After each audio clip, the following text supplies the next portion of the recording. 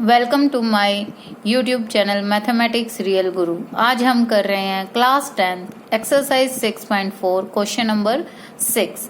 सिद्ध कीजिए कि दो समरूप त्रिभुजों के क्षेत्रफलों का अनुपात इनकी संगत माध्यिकाओं के अनुपात का वर्ग होता है। ठीक है, जैसे मान लिया त्रिभुज ABC और PQR दो त्रिभुज हैं, तो इनके क्षेत्रफलों का अनुपात इनकी संगत माध्यिकाओं के अनुपात का वर्ग होता है। ये माध्यिका है AD और PS, तो इनका अनुपात और वर्ग के बराबर होता है। देखिए हम कैसे इसे सिद्ध करेंगे। सबसे पहले हम लिखेंगे दिया है। हल में दिया है में आप क्या लिखेंगे, क्या मेंशन करना है इसमें? दोनों समरूप त्रिभुज हैं, यानी कि त्रिभुज ABC समरूप है त्रिभुज PQR। ठीक है, और क्या दिया है साथ में आपको? दो माध्यिकाएं AD और PS। AD त्रिभुज ABC की माध्यिका और PS त्रिभुज PQR की माध्यिका है। दो चीज आपको दे रखी है। पहली, त्रिभुज ABC PQR समरूप है। दूसरी, AD त्रिभुज ABC में और PS त्रिभुज PQR में माध्यिका है। दूसरी चीज लिखनी है आपने, सिद्ध करना है।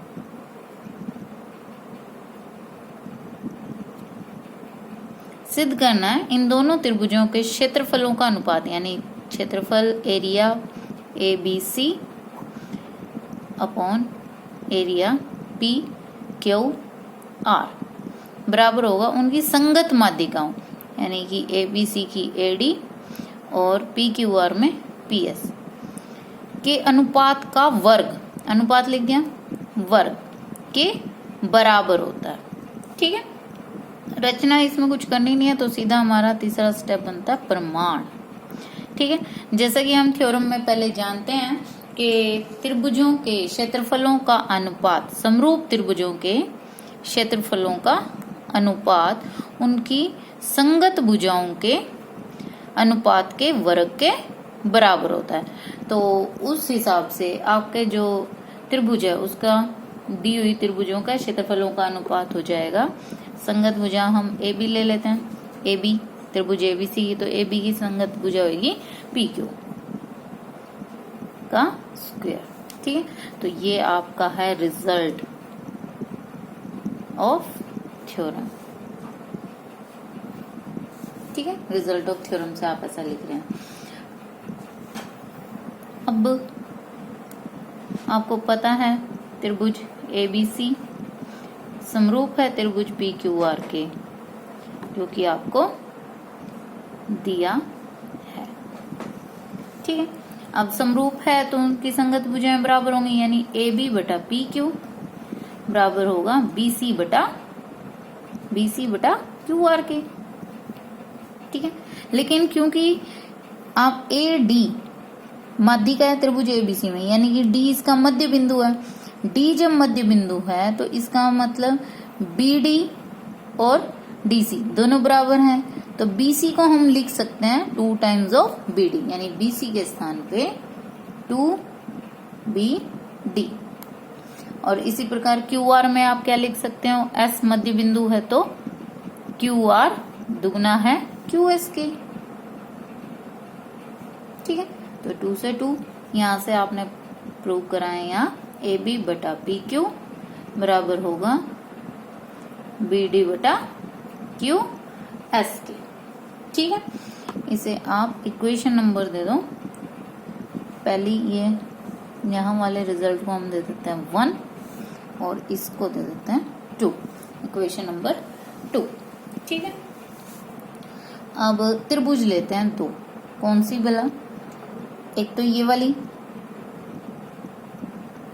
ABD और एक ये वाली PQS, ABD और त्रिभुज PQS में ए बी बटा पी क्यू तो आपने सिद्ध कर दिया, किसके, बी डी बटा क्यू एस के। समीकरण 2 से साथ में इनके बीच का ये कॉमन कोण, कोण बी, और यहाँ त्रिभुज में कोण क्यू, कोण बी कोण क्यू, क्योंकि त्रिभुज ए बी सी समरूप दे रखे हैं त्रिभुज पी क्यू आर के। ठीक है, तो दो भुजाएं समानुपाती हैं और उनके मध्य का कोण बराबर है, तो दोनों त्रिभुजें हो गई आपकी समरूप।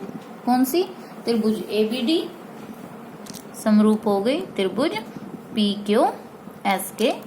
आप लिखेंगे भुजा कोण भुजा नियम से, समरूपता नियम। ठीक है, तो इसलिए इनकी संगत भुजाएं भी बराबर होंगी, ए बी बटा पी क्यू, ए बी संगत पी क्यू के, और ए डी संगत पी एस के। ठीक है, अब देखो ये वैल्यू अगर हम दोनों तरफ स्क्वायर भी करते हैं तो भी उनका अनुपात बराबर रहेगा, स्क्वायर यानी दोनों तरफ वर्ग करने पर। ठीक है, अनुपात सेम है तो उनका वर्ग करने के बाद में अनुपात सेम रहेगा। अब देखो जो पहली इक्वेशन आपने बनाई थी क्या था, वो क्षेत्रफल एबीसी बटे क्षेत्रफल पी क्यू आर के किसके बराबर है, वो ए बी बटा पी क्यू का स्क्वायर।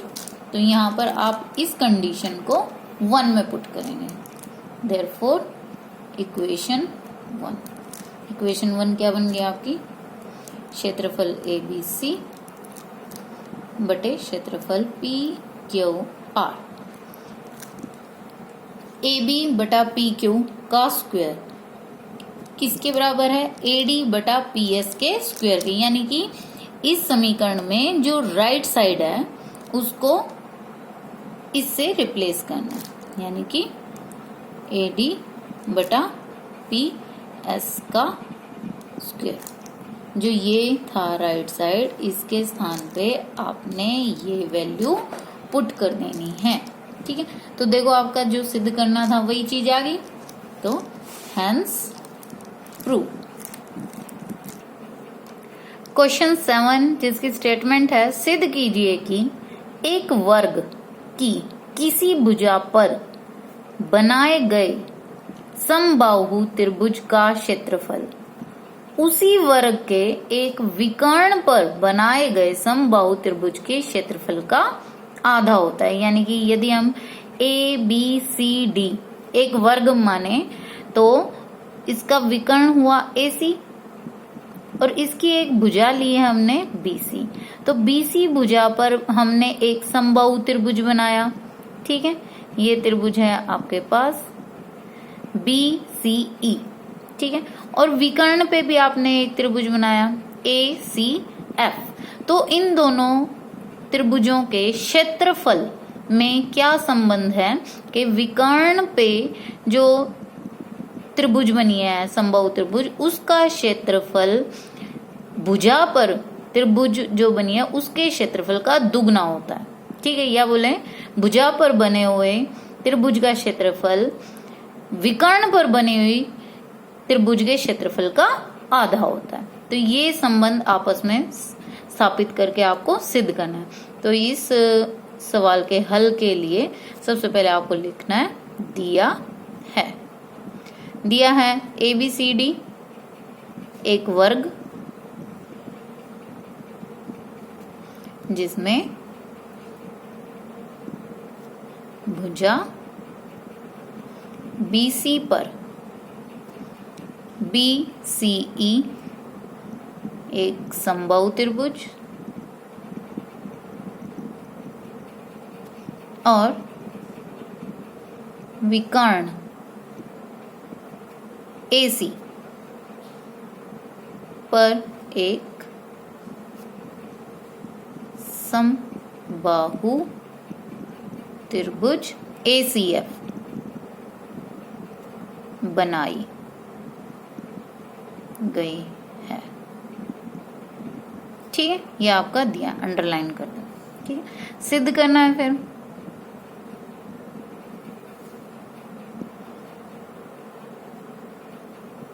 सिद्ध करना है हमें, आप क्या लिखेंगे कि क्षेत्रफल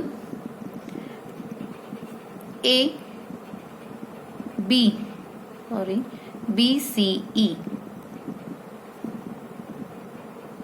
बराबर है हाफ क्षेत्रफल ACF। विकर्ण पे आपके त्रिभुज ACF बने ना, तो ACF बड़ा है आपका त्रिभुज, तो उसका क्षेत्रफल का यदि आधा कर दें तो हमें भुजा पर बने त्रिभुज के क्षेत्रफल के बराबर ही मिल जाएगा। रचना का इसमें कोई पद नहीं है, तो सीधा हम करते हैं प्रमाण। ठीक है, प्रमाण में आपको पता है, क्योंकि ABCD एक वर्ग है तो इसकी सभी भुजाएं AB, BC, CD और D होंगी, क्योंकि एक वर्ग है मतलब ये सभी भुजाएं बराबर होंगी। ठीक है, अब जरा इस त्रिभुज को देखें, कौन सी, ABC। ठीक है, ABC में जो आपका वर्ग है, वर्ग का प्रत्येक कोण 90 डिग्री होता है, प्रत्येक कोण 90 डिग्री है, तो उस हिसाब से आपकी ये त्रिभुज ABC एक समकोण त्रिभुज है, इसलिए त्रिभुज ABC में कोण भी 90 डिग्री। समकोण त्रिभुज की एक बहुत ही इम्पोर्टेंट थ्योरम है हमारे पास, पाइथागोरस थ्योरम। ठीक है, तो पाइथागोरस थ्योरम हमेशा समकोण त्रिभुज में लगती है, तो वो थ्योरम अब हम यहाँ लगाने वाले हैं, जिसमें कि AB को हम आधार मान लेंगे, BC को लंब और AC को कर्ण। तो हमारे पास पाइथागोरस के हिसाब से कर्ण का वर्ग बन जाएगा आधार का वर्ग जमा लंब का वर्ग। ठीक है, अब क्योंकि BC और AB दोनों बराबर हैं, तो हम AB की जगह BC लिख सकते हैं। अब BC और BC, कितने BC का स्क्वायर हो गए, 2 BC का स्क्वायर। इधर चल रहा है आपका AC का स्क्वायर। ठीक है, अब अंडर रूट करने पर, या बोले तो वर्गमूल करने पर, दोनों तरफ यदि आप वर्गमूल कर दें तो क्या हो जाएगा,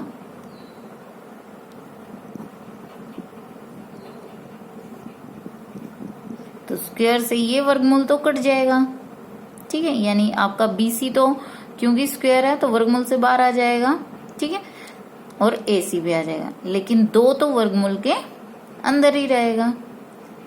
ठीक है, तो AC और BC में आपकी रिलेशन आ गई वर्गमूल 2 BC। ठीक है, तो अभी आपको इन दोनों के क्षेत्रफल के बीच का संबंध भी चाहिए, तो इन दोनों का क्षेत्रफल लिखते हैं। तो एरिया ऑफ ACF बटे एरिया ऑफ BCE। पता है हमें, यदि 2 समरूप त्रिभुजें हैं, ठीक है, समबाहु त्रिभुजें दे रखी हैं, तो समबाहु त्रिभुजों के तीनों कोण बराबर होंगे। ठीक है, 60 डिग्री के, तो कोण कोण नियम से दोनों त्रिभुजें समरूप हो जाएंगी। तो समरूप त्रिभुजों के क्षेत्रफलों का अनुपात उनकी भुजाओं के अनुपात के वर्ग के बराबर है। तो ये बन जाएगा आपका AC बटा BC का वर्ग। क्यों? क्योंकि त्रिभुज ACF समरूप है त्रिभुज BCF के। ठीक है, क्योंकि दोनों समबाहु त्रिभुज हैं। ठीक है, तो अब लेकिन AC और BC के बीच में संबंध है हमारा, या तो आप यहाँ से स्क्वायर से भी निकाल सकते हैं, ऊपर भी AC का स्क्वायर, नीचे भी BC का स्क्वायर। तो ये वैल्यू क्या होगी, AC स्क्वायर की जगह आप 2BC स्क्वायर लिख सकते हैं। 2BC स्क्वायर किसके स्थान पर हमने AC के स्क्वायर के स्थान पे लिखा, BC square as it is. यहाँ पर है क्षेत्रफल ACF बटे क्षेत्रफल BCF। ठीक है, ये आ गया 2/1। अब क्रॉस मल्टीप्लाई कर देंगे। ठीक है, या फिर ऐसे भी रहने दें, एरिया ACF बराबर है 2 गुना एरिया BCF। ठीक है, अगले स्टेप में आप चाहें तो यूं सोचें कि भी मैंने सिद्ध करना ऐसे लिखना था आपके उसमें, तो इस 2 को इधर लाएंगे और ये आपका बटे में आ जाएगा। तो 1/2 क्षेत्रफल ACF बराबर है एरिया BCF के। तो ये हमारा रिजल्ट प्रूव हो गया। क्वेश्चन 8 स्टेटमेंट है हमारे पास ABC और BDE।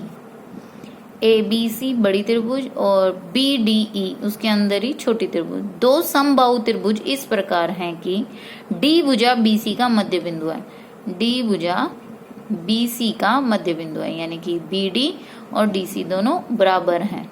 ठीक है, त्रिभुजों ABC और BDE के क्षेत्रफलों का अनुपात ज्ञात करना है। ये ऑब्जेक्टिव क्वेश्चन है, तो इसमें 4 ऑप्शन भी दे रखे हैं आपको, और ये इस प्रकार के इम्पोर्टेंट क्वेश्चन है। ठीक है, तो देखिए कैसे करना है। क्योंकि आपको ए त्रिभुज ABC और त्रिभुज BDE 2 समबाहु त्रिभुज हैं जिनका प्रत्येक कोण 60 डिग्री का होगा, तो इसलिए दोनों ही त्रिभुजें ABC समरूप है त्रिभुज BDE के। ठीक है, आप यहाँ पर लिख भी सकते हैं एंगल एंगल समरूपता नियम।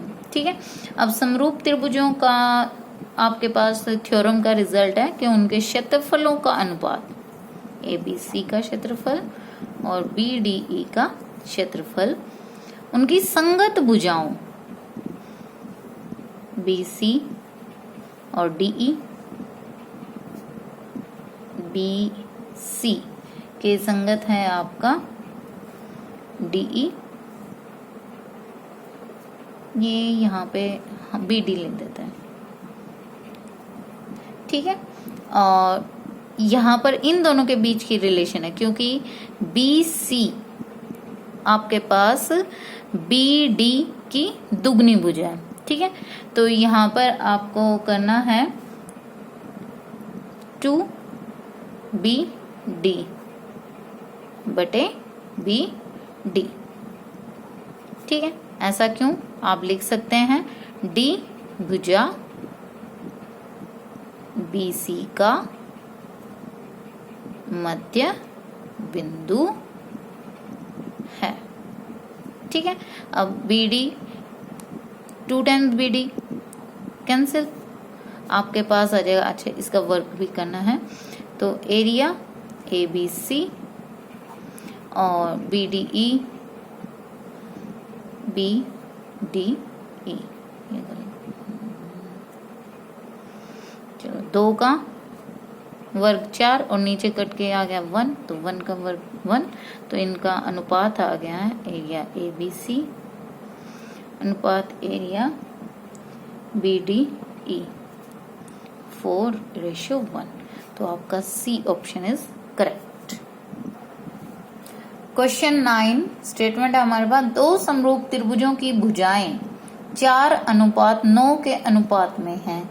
इन त्रिभुजों के क्षेत्रफलों का अनुपात होगा 2:3, 4:9, 81:16 और 16:81। 4 ऑप्शन भी दे रखे हैं, ऑब्जेक्टिव टाइप क्वेश्चन है।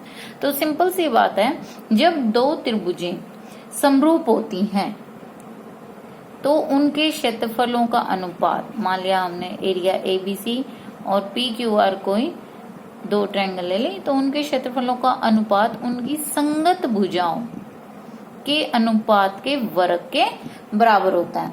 ठीक है, तो यदि आपको भुजाओं का अनुपात दे रखा है तो आप सीधे सीधे उनका वर्ग कर देंगे, तो ये बन जाएगा 16/81। ठीक है, तो अनुपात आ गया आपका 16:81। जब भी आपको भुजाओं का अनुपात दिया हो और क्षेत्रफलों का अनुपात पूछा गया हो, तो आप भुजाओं के अनुपात का सीधा सीधा वर्ग करके उत्तर दे देंगे।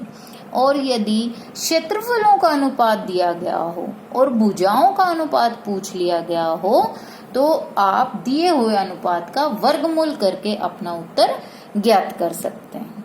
धन्यवाद।